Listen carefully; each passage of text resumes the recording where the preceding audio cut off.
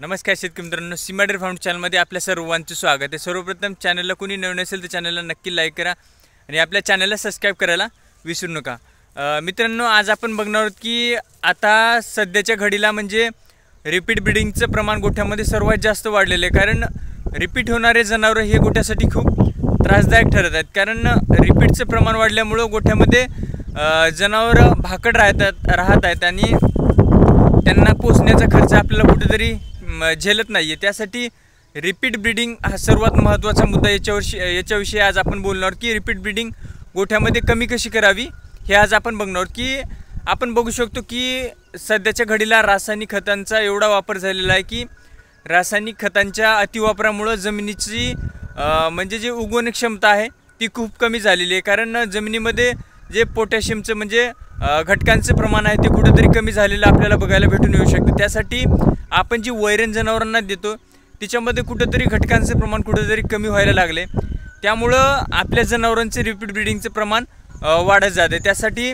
रासायनिक खतांचा अतिवापर हा कुठेतरी गोठ्यासाठी धोकादायक ठरू शकतो।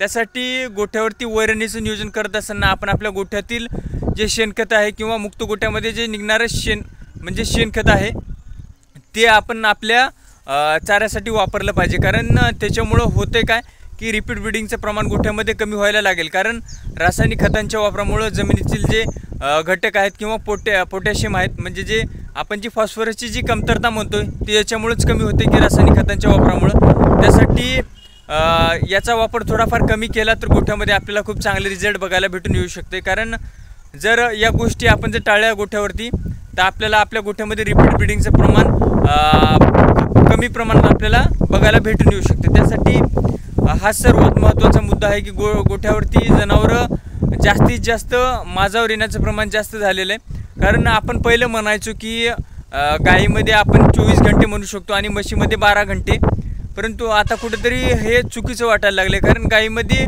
माझाचं प्रमाण हे 3 ते 4 दिवस दिसायला लागते। शेतकरी मित्र म्हणत आहेत, दुग्ध व्यावसायिक असं म्हणत आहेत की आमची गाय 3 ते 4 दिवस बळच गाळत आहे।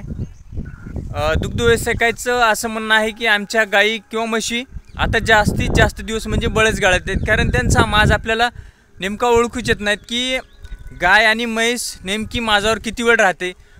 सुरुवातीला पहिलं काय व्हायचं की जमिनीमध्ये घटकांचं प्रमाण चांगल्या प्रमाणात असायचं, रासायनिक खतांचा वापर हा कमी प्रमाणात होता, त्यामुळं जनावरांचं माझाचं प्रमाण पण कमी राहायचं। आणि सध्याच्या घडीला काय झालं की घटकांचं प्रमाण कमी झाल्यामुळं जनावरांचा माज हा जास्त दिवस दिसतोय किंवा जास्त काळ दिसतोय।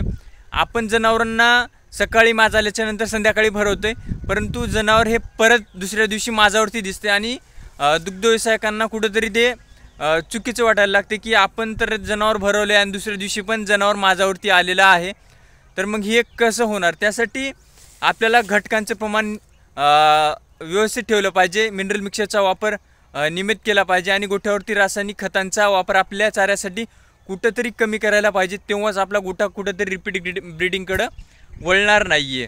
आपल्याला आपले जनावरं 2 ते 3 दिवस आता माझ्यावरती येतात हे कमी करायचं असेल तर आपल्याला रासायनिक खतांचा वापर कुठंतरी कमी करायला पाहिजे आणि याच्यावरती आपल्याला काम करायला पाहिजे, तरच आपल्या गोठ्यामध्ये रिपीट ब्रीडिंग कुठंतरी कमी व्हायला लागेल आणि शेतकऱ्याला नुकसान होणार नाही।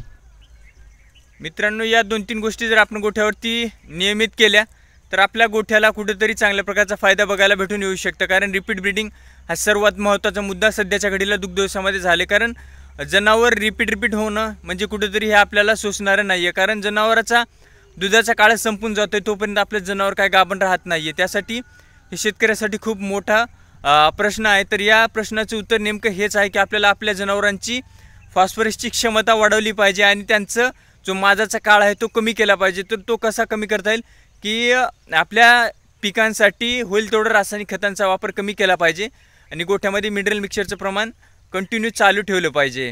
व्हिडिओ आवडल्यास व्हिडिओला नक्की लाईक करा आणि आपल्या चॅनल सबस्क्राईब करायला विसरू नका। धन्यवाद।